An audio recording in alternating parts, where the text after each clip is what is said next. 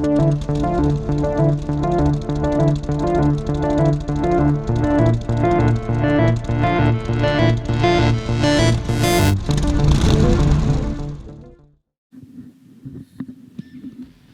everybody, this is Don with Desert Mofo, and today I'm going to be talking about the myth that is Harleys are more expensive as a brand than other companies. In order to dispel this myth, I created some slides.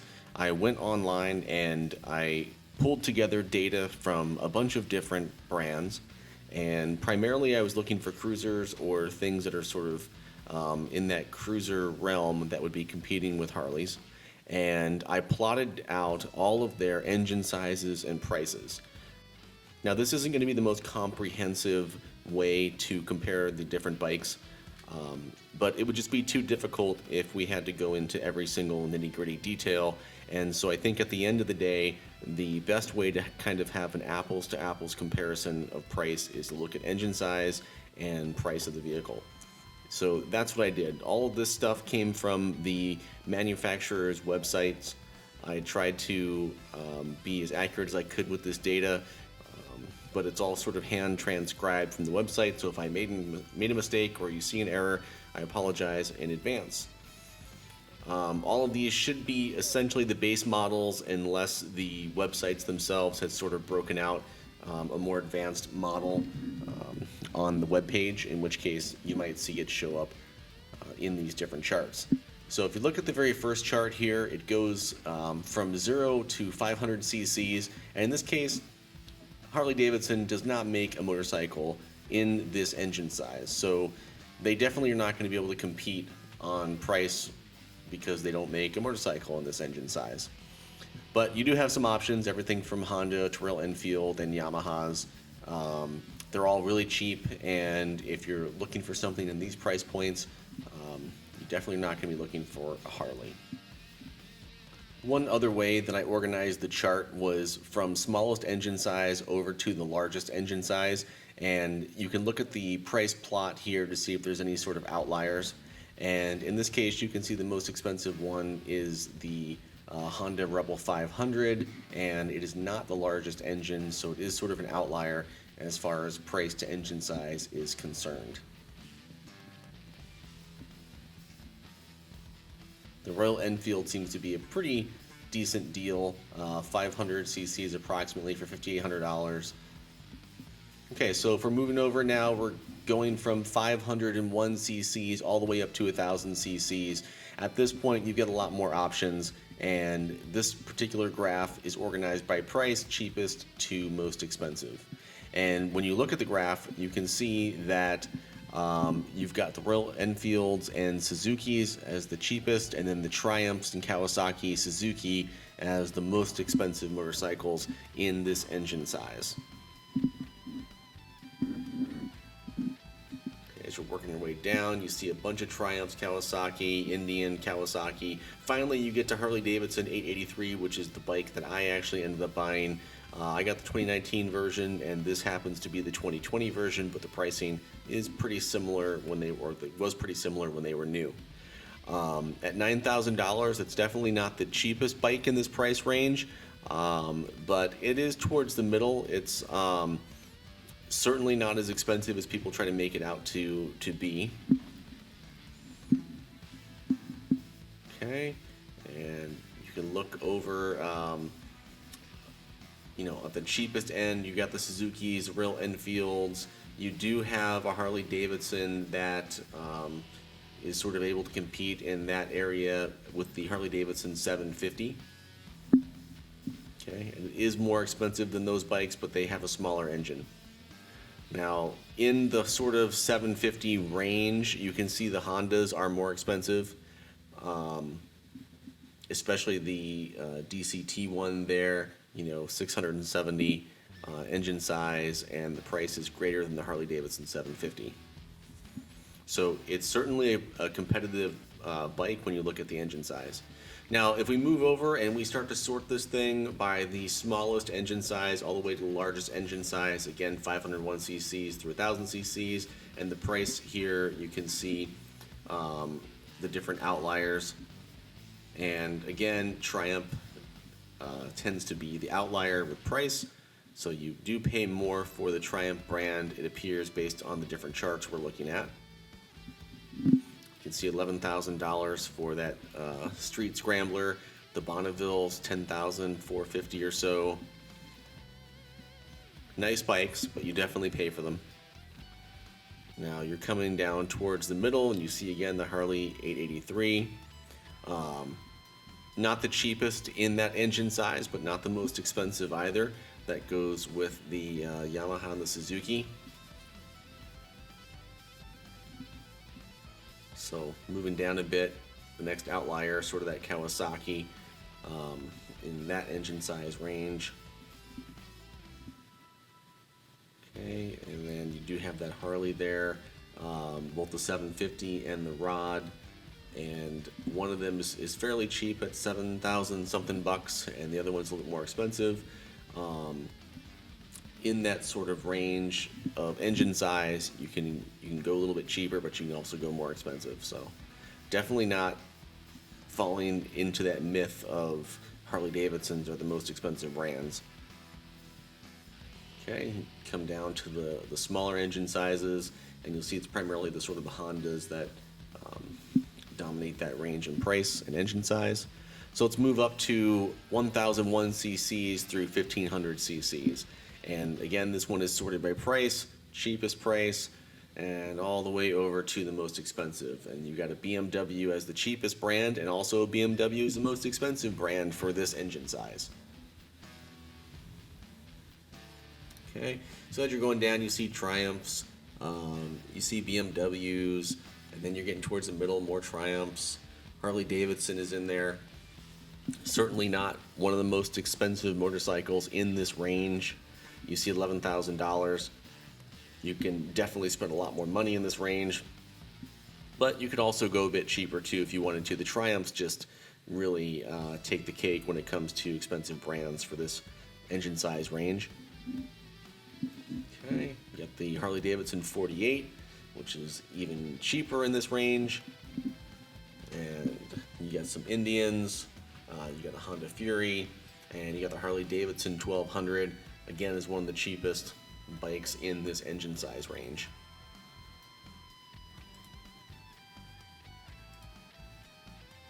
Okay, middle of the road, definitely a number of options. Okay, so if we move over and we're looking at the engine size, smallest engine to largest engine, and checking out the sort of plot points for price to look for outliers. The Suzuki is 11,000, 13,000. Sorry, my eyesight's not the best. BMWs have a little bit of a spike. Again, BMW is a spike.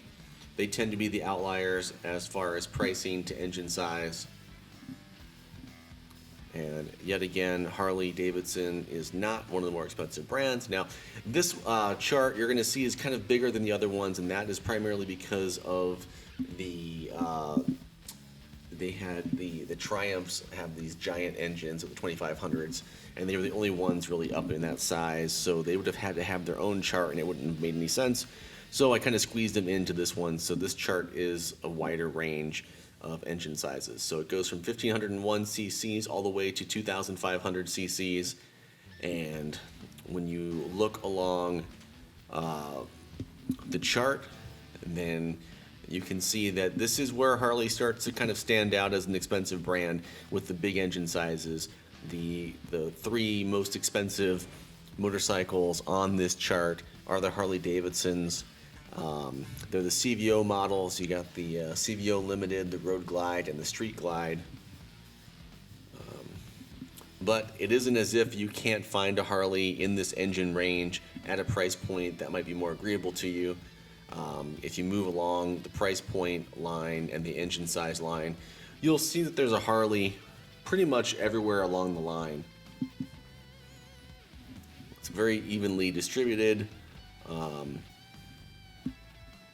Yeah, you've got Hondas, BMWs, you got Triumphs, you got all the different brands, all at a very similar price points to engine size ratios.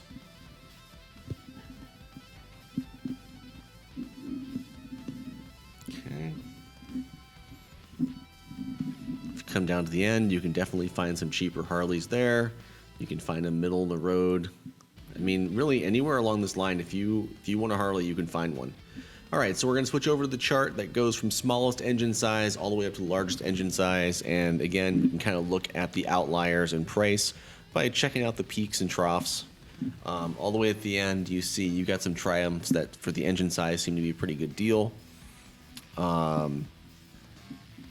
You know, the other sort of peaks, you're seeing Hondas spiking. The Indian seems like it's a pretty good deal. It's got one of those negative spikes where you can see that you can get that Indian Springfield Dark Horse for a better price for the engine size than some of the other options in that range. Okay. Yeah, the Harleys definitely have a bit of a spike at the top end over there. So if you're looking at the more expensive bikes at the larger engine size, Harley kind of holds true to the myth. But otherwise, if you're looking at them, you can tell it's pretty fair, you know. Again, there's that Indian Springfield Dark Horse. Seems like a pretty good deal for the engine size when you compare it to the other options around that same sort of area of the chart.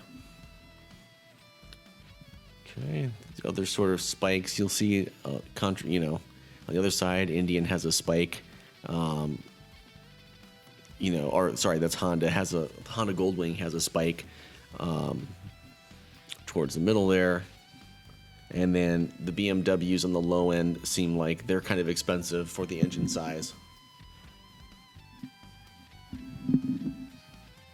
Okay, guys, so the next part of the whole Harley is expensive myth is related to the quote-unquote Harley tax. So what I've gathered from talking to people and from watching different YouTube videos and spending time on Facebook groups, the Harley tax seems to be related to all the things that you end up buying after you buy your Harley to make it what you actually want. Now, the problem with calling this a Harley tax is that I love all motorcycles, and I tend to watch a bunch of different YouTube videos and jump into a bunch of different Facebook groups and such, and Discord servers where people are talking about their bikes. And it's pretty much universal that anyone who owns a motorcycle wants to change things on their motorcycle. It doesn't matter if it's a Honda, if it's a crotch rocket, if it's a dirt bike, if it's an adventure bike. Everyone has something that they want to change on their bike after they buy it. Now, the difference from my perspective between Harley and some of the other brands is that Harley has been so consistent with their frames and their engines that there are a plethora of third-party options for parts. So yes, Harley-Davidson dealership parts are expensive. You don't have to buy Harley dealership parts. You can log into Amazon today and buy parts right off of Amazon that are basically knockoffs of some of the more expensive parts and get them dirt cheap. So you do not have to pay super high dealership prices to modify your Harley the way you want it. Now, there are some other brands that have a similar scope of third-party parts, but there's also brands that don't have that same sort of third-party support. And you are pretty much locked into buying things from the dealer. And I'm not going to name names, but some of these dealers are having supply chain issues, and it can take a long, long time to get those parts. So at the end of the day, I do not think that the Harley tax is exclusive to Harley. And if you look at these charts, you can see Harley-Davidson as a brand is not a very expensive brand. I thank everyone for watching today. This is a brand new channel. I'm doing my best to make content that everyone's going to enjoy. I just love to talk about motorcycles, so I'm happy to be here making content. If you guys want to support the channel, I could really use some subscribers, some likes, some comments. down below after watching this video, what did I miss? Did I leave something out that would make Harley-Davidsons more expensive than what I think they are? Do you think I got it right? Or do you think that I'm just completely full of crap and should stop making videos? You can tell me in the comments. It's okay. Anyway, have a good one, guys. Thanks.